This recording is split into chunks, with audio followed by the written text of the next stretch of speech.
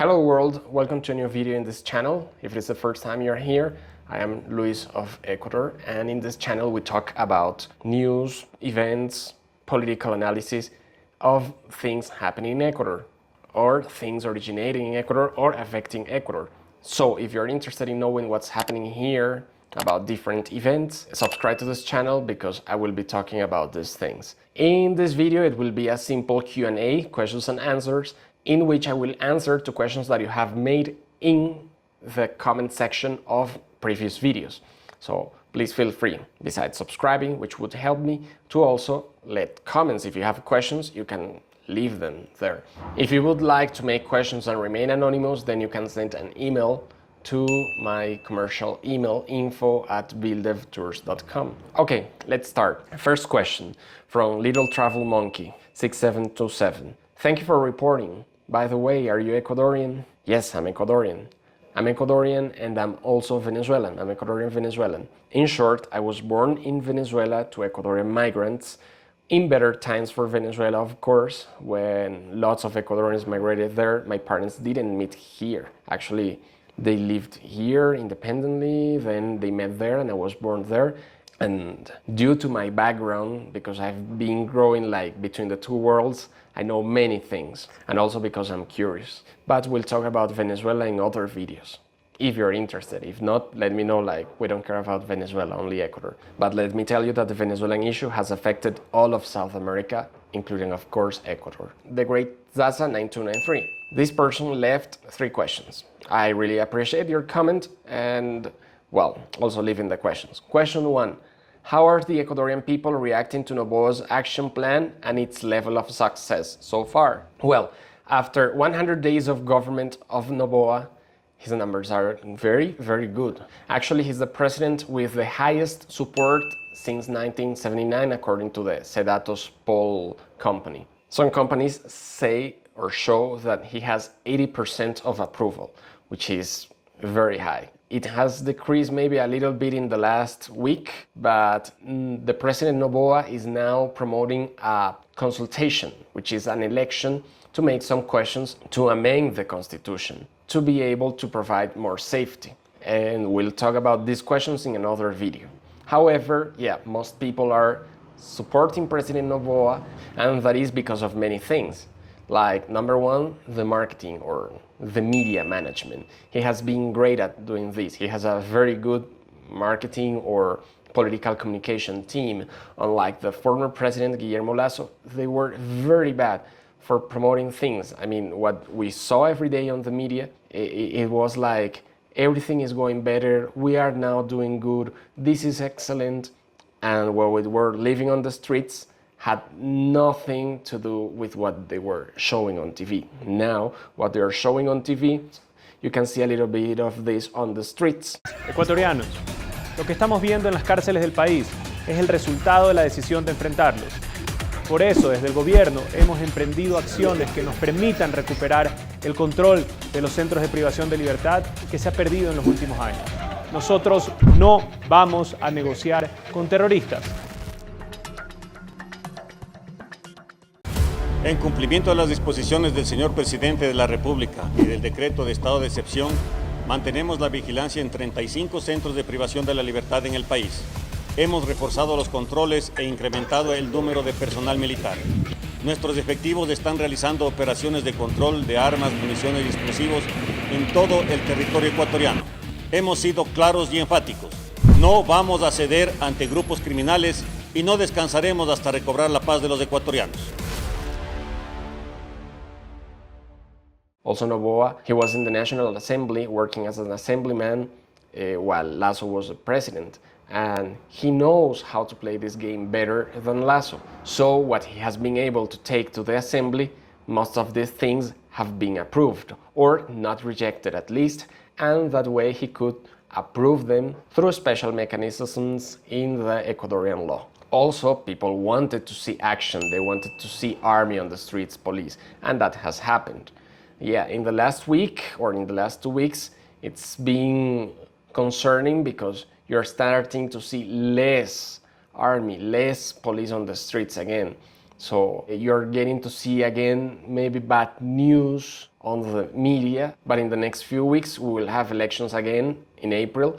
So we're now entering campaign, and I know the government will do something about it because they need to keep that popularity up. Remember that in maybe 10 months we will entering again into the presidential campaign for the elections of 2025, because Noboa is going to be the president for a short period of time. He will be the president only for 1 year and a half, which is the time that remained in the term of the former president. If you don't recall what happened with the former president, quickly he dissolved the Congress, which is something in the Constitution, but he also has to quit at the same time and call for presidential elections.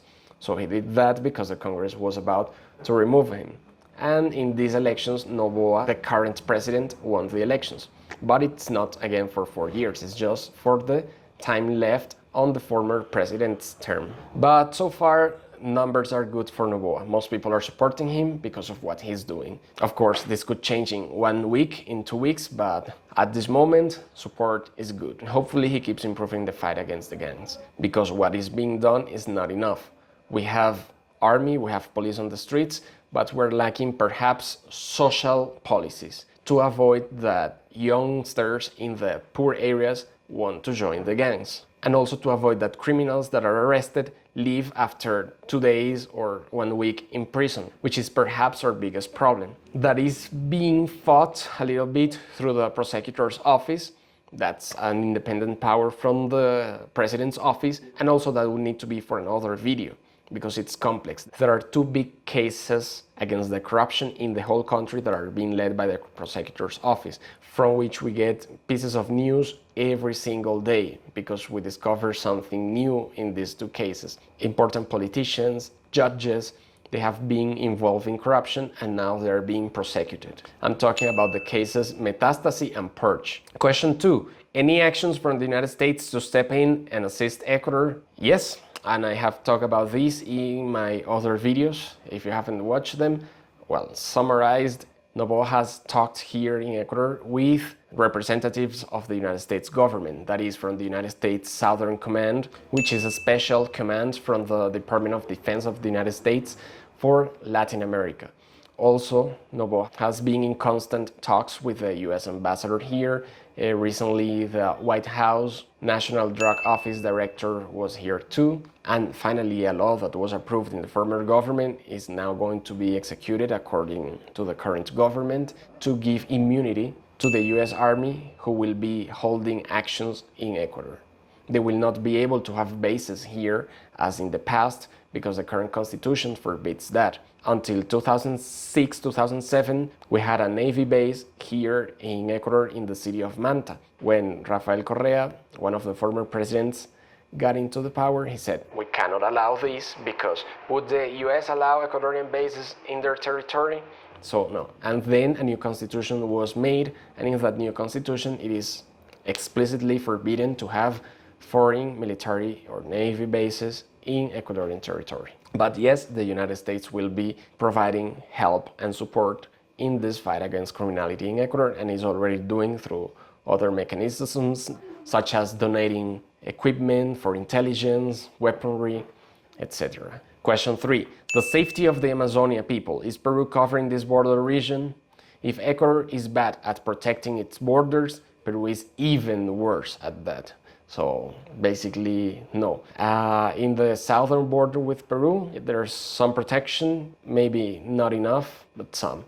Now, in the Amazon part, and your question is about that, yeah, there are army bases, however, it's jungle. This is huge. It's very difficult to cover all of that effectively. Like in the United States, for example, most of the border is desert. You could use drones and you could detect things there. Cars can drive to the border, helicopters fly around. I mean, it's simple.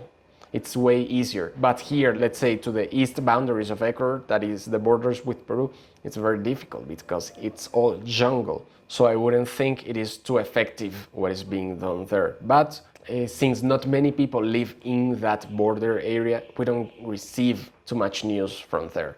Maybe I am wrong and maybe things happen there. I can't really tell, maybe things happen there, but we don't get to know, because these are far areas and you don't get to know too much of them. Of course, my dream is to report from all of Ecuador and to record videos, make videos. I actually have an invitation from one of the municipalities in one of the border areas for promoting tourism, but it costs money. I would need to have enough income from YouTube first in order to take this type of trips to be able to record that. Otherwise, I would need to spend a lot. Actually, I need to spend a lot, but I need to make it worth it. And well, again, subscribe and share with people you know may be interested in this, because at a point we could make that dream come true. Okay, another question from Yvonne Haley. Hi Luis, are the mafias mostly foreigners? For example, from Colombia, Venezuela, Mexico, Peru? Remember, Colombia. Otherwise, if any Colombian person is watching this, they will get mad as they did in the World Cup. And actually, no, the mafias in Ecuador are mainly Ecuadorian, but the main are choneros, lobos, lagartos, chone killers, Latin kings. There are several, but these all are Ecuadorian mafias. There is one Venezuelan mafia who has entered in many countries in South America, especially in Peru, Chile, which is Tren de Aragua. Maybe people from the US have heard about it because it has already been located in the United States as well, and they have already committed crimes, especially in Florida, and some members have been found in New York as well. However, we haven't heard too much of Tren de Aragua in Ecuador because the local mafias already had control over the Ecuadorian territory, so it was not so easy for them to enter. And the Ecuadorian mafias, they work in alliance with the Mexican cartels and the Albanian mafia to move the drug to Europe, and the narcos, of course, to move the drug to North America. This is talking about the drug narcos, the cartels, because yeah, in the borders with Peru, Colombia, there are other types of mafias as well, but the ones that are causing the major violence throughout the country and which are now considered terrorists by the government and which led the president to declare the internal armed conflict state are Ecuadorian mafias that work in alliance with Mexican cartels and the Albanian mafia.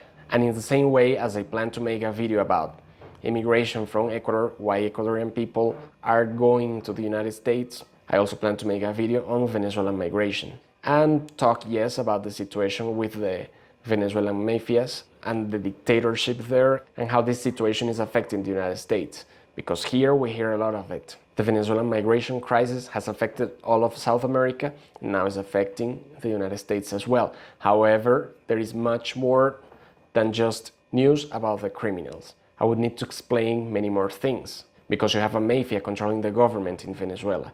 By the way, if you have Latin American Netflix or you have VPN, you could watch on Netflix the movie Simon. It's a Venezuelan movie about the protests that students have held in Venezuela, and it could show you a little bit more of the other side of the situation in Venezuela. Okay, another question from Ballistic27. Thank you for this video, Luis. I'm a new subscriber. Thank you very much. I will be revisiting your beautiful country again in March, and I'm also considering permanent relocation within the next few years. During my upcoming visit, I planned to stay in Quito, but maybe I should consider Cuenca instead. Stay safe and I look forward to your next video. Thank you, Ballistic27. Well, Cuenca is one of the safest cities here in Ecuador, perhaps in all of South America. Let's say cities with more than 500,000 people. It still has its issues. You will hear of robberies every now and then. Murders, it's a very low rate. I think in all of the past year it was like 27, which for a city of almost 700,000 inhabitants, not saying it's good, just saying what it is. And Quito, it has a little bit more than 2 million people. It's the capital city. It's huge, so you will have lots of things happening. I won't say it is super dangerous, but you have to be way more careful than in Cuenca. Even tourist areas in the historic district that you should not visit at night, but during the day, okay.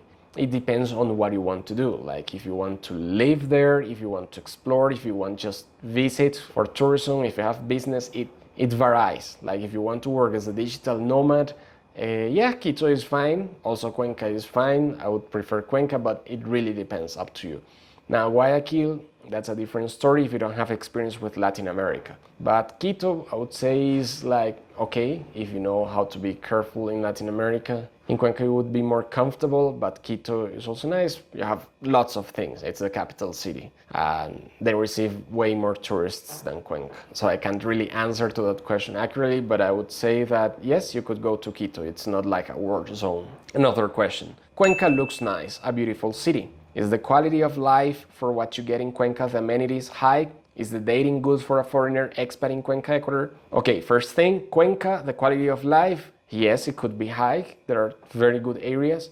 There are middle class areas, and most of Cuenca, it's comprised of middle class areas. But yeah, this is still Latin America. You have to remember that you could live in very nice areas, like in the neighborhood Puertas del Sol, the area of Ordóñez Lazo, 3 de Noviembre, and your quality of life will be very good there. My quality of life is good, and I don't live in a high-class area. I live in a middle to low-class area, and it's okay. Within Cuenca, it is okay. And the price of amenities, I would say it is low in comparison to the United States. If you are able to work remotely and you earn your money from the United States, you'll be fine. However, if you want to work in Ecuador as an employee, it will be very, very bad. Now, if you are opening your business and you have studied your business, you know what you're doing and you know you can do well, then it will be good. But if you are an employee in Ecuador, I wouldn't be very optimistic about it. But in general, it is a good city with very affordable prices, very good prices. It is still Latin America, and I'm talking about many things you may not like. Noise, air pollution, safety, like you have to be more careful than in other places. But that really depends on your past experience. But in general, Cuenca is a very good place to live. If you'd like to know more, subscribe to this channel and keep following and let me know in the comments what type of videos you would like to see. And dating in Cuenca as a foreigner, well, I am not an expert because I'm married. However, I would say that based on experience of others that it's relatively easy. Many people here use Tinder, but you will have different activities, events, cultural events that many people join, and you could know and you could get to meet other people. Now we would have to make the difference between dating a local or dating another foreigner. Dating another foreigner may be easy because, well, you will be able to speak the language, there's not too much of cultural difference or maybe zero cultural difference, and you will like perhaps the same type of things because you would have come here because you are of a certain type of person, and you would be joined like these cultural events, cultural sites, language exchange clubs, because you have similar type of interests. Now, dating a local, that's another thing. Many locals use Tinder. You have to be very careful, of course, but it's possible. Not many locals speak English. They will do with translator, but there could be a lot of cultural shock. So that really depends on your experience in Latin America, whether you speak Spanish, how comfortable you would be able to date a person with a very different culture. It's not like super different because we're still of a Western tradition, Catholicism, Christianity, so the shock is not that big. But I would say that if you date an Andean person, the Andean people are very conservative, especially women. They will be more like, okay, you have to know my family. They could be jealous, very jealous sometimes. Also men, and kind of possessive. So this could be a thing to some. Now, if you date a person that is not an Andean person, but an Ecuadorian, well, that's a different story because within Ecuador we have, remember, it's like 4 countries: Galapagos, the coastal region, the Andean region, and the Amazon region.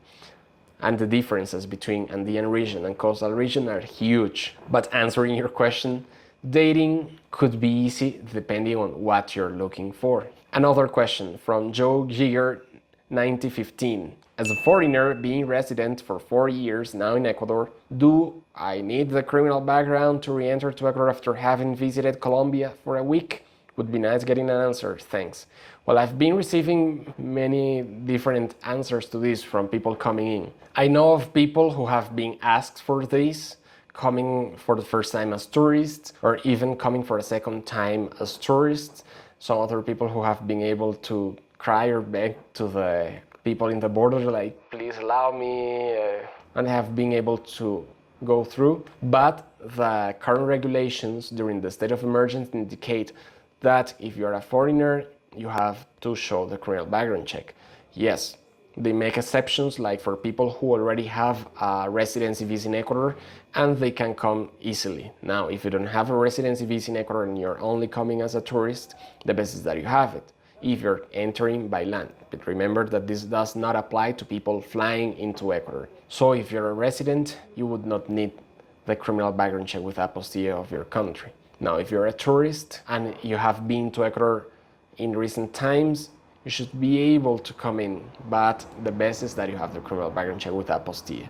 I invite you, after finishing this video, to watch the video that I will leave in the description, which is from a channel called Fast Fred Ruddock, which is titled Traveling to Ecuador During the State of Emergency of January 2024. And I also invite you to check out his channel because he has interesting videos. This gentleman, Fast Fred Ruddock, has been in Ecuador since the very beginning of the state of emergency. So you can follow how he's doing here, what he's visiting, because he's here as a tourist, and you can watch what he's doing here during the state of emergency. His channel is not a commercial channel, and he's a single traveler, so you will be able to see authentic experiences of his. Another question from Dr. Zappergek 492. I'm still confused by this. What were the gangs trying to achieve? Seizing a TV studio but not conveying any message, just spreading chaos in the streets? And from what I've heard, they don't like each other, so why did they cooperate in this? What was their goal?